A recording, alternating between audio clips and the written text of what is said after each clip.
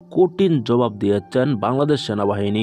ইতিমধ্যেই বাংলাদেশ সেনাবাহিনী প্রস্তুত আছেন, এমনকি যে কোনো পরিস্থিতি মোকাবেলা করতে সেনাবাহিনী মাঠে নামবেন বলে ঘোষণা দিয়েছেন সেনাপ্রধান।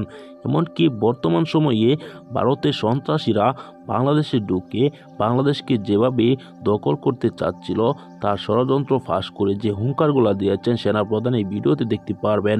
এমনকি ইতিমধ্যেই কঠিনভাবে ধরা খেয়েছেন নরেন্দ্র মোদী। ভারতে থাকা বাংলাদেশের হাই কমিশনার ঘেরাও করে ভাঙচুর করে চাপে পড়েছেন নরেন্দ্র মোদী।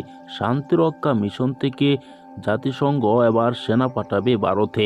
এই ভিডিওতে রয়েছে, না টেনে একদম শেষ পর্যন্ত দেখভাল করছে নরেন্দ্র মোদী। তারা বাংলাদেশকে কিছুতেই চায় না বন্ধু হিসাবে, তারা শুধু শেখ হাসিনাকে বন্ধু হিসাবে চায়।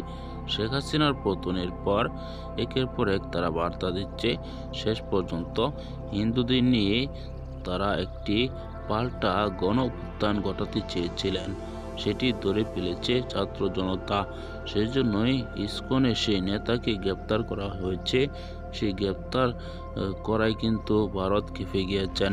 তাদের প্ল্যান সফল না হওয়ার কারণে তারা এসব খেপে গিয়ে এরকম করছেন বলে অনেকে মনে করছেন।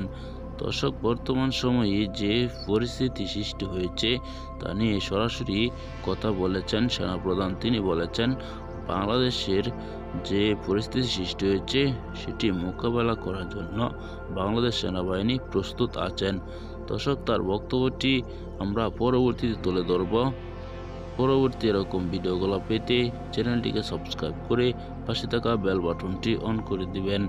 এই মুহূর্তে বিদায় নিচ্ছি। আসসালামু আলাইকুম।